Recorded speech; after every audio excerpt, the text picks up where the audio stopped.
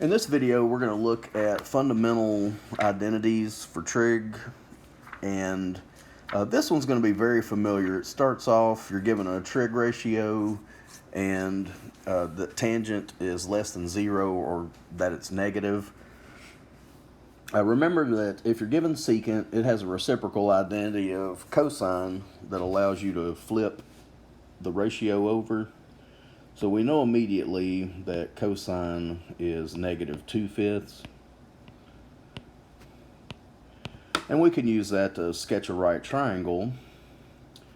Now with tangent being negative, this limits us to being in either quad 2 or quad 4. So I'm going to make a note of that.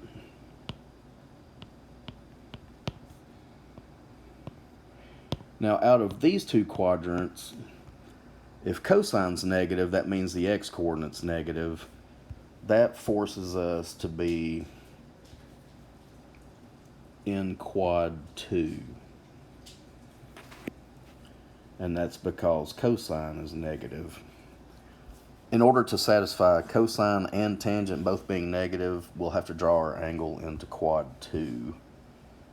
Okay, so let me do that now.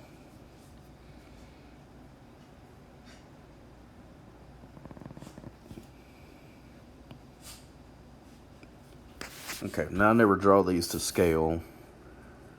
So I'm just going to draw a right triangle where the hypotenuse runs into quad 2. Cosine is adjacent over hypotenuse. So that's going to be a negative 2 in the x direction, a 5 for the length of the hypotenuse. The y direction we can get from Pythagorean theorem. Negative 2 squared plus the missing leg, or the y direction squared, has got to be equal to 5 squared. So 4 plus y squared is equal to 25. Y squared equals 21. And therefore y is technically plus or minus the square root of 21. But in quad 2, the y values are positive, so we're just going to use the positive root for that length. Now we're ready to find the other 4 trig ratios. We have secant and cosine. Let's go ahead and get sine. Sine of theta is opposite over hypotenuse. Opposite over hypotenuse. If we reciprocal, or take the reciprocal of that ratio, then we get 5 over square root of 21. And I think WebAssign will take it in an unrationalized form, so you might try that. If it won't, just rationalize it. It'll be 5 square root of 21 over 21. Tangent, that's next. Now we were only told that it's negative. We now have the numbers to form the ratio. From theta, we go opposite over adjacent. So that's negative square root of 21 over 2. You can put the negative with a 2 if you like. You don't have to. And then reciprocate. Cotangent will be negative 2 over square root of 21. And again, if you need to rationalize it. If not, that's okay too. Okay, now we're going to start looking at identities. If in your Google Drive folder there is an identities folder, and feel free to have that handy when you're working through this assignment. If you want to print them off, I have no copyright to it, so feel free to print these off and have them as a reference sheet. Basically, we're going to use the identities to try to simplify these expressions to where the answer will be much smaller than the problem given. And just as an example, and there are multiple answers to these, so don't think that there's only one route that's correct. It even states on WebAssign that multiple answers can be used. From your reciprocal identities, secant can be rewritten as 1 over cosine.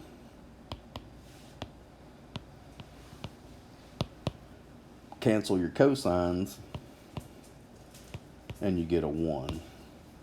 Some of these problems are very quick. That's actually all there is to that one. On the second example, you can distribute cosine to the 1 and the tangent squared x. It will actually make your problem messier if you do that. Look at your Pythagorean identities. I'll give you a second to find those.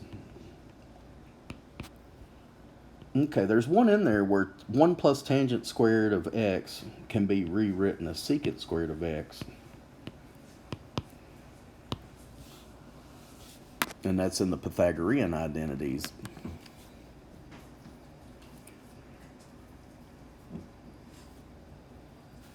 Now, let's also remember from the previous example, secant can be written as 1 over cosine. Now, if it happens to be squared, that's fine. Just keep it squared. Secant is 1 over cosine, so secant squared is 1 over cosine squared. We can cancel one of them. See how I did that? And then we have 1 over cosine x. And that's good if you wanted to simplify it all the way down. That's totally appropriate as well. Secant. Some of these have a multiple choice format, so as you simplify, keep looking through your answer selections and you will most likely find the one you're after.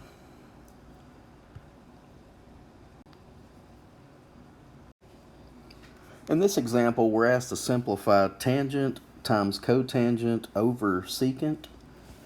Tangent and cotangent are reciprocals of one another, so they will actually cancel down to a 1.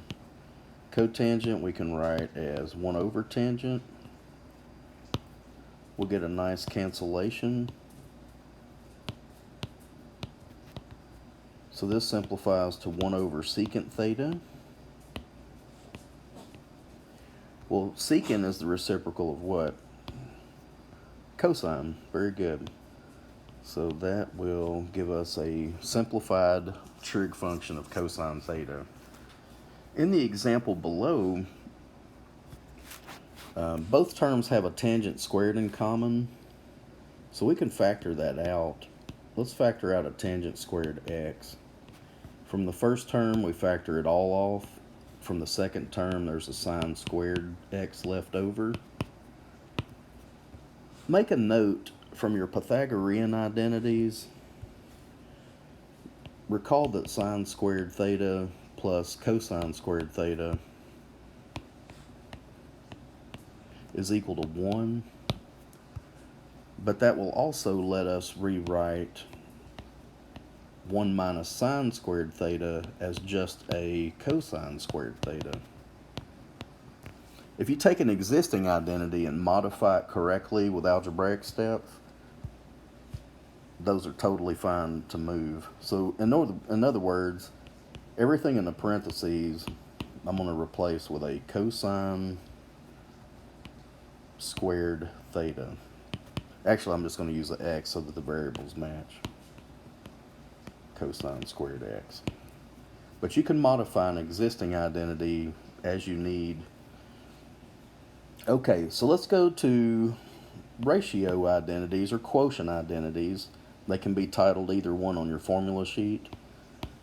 Tangent is sine over cosine, so tangent squared is sine squared over cosine squared.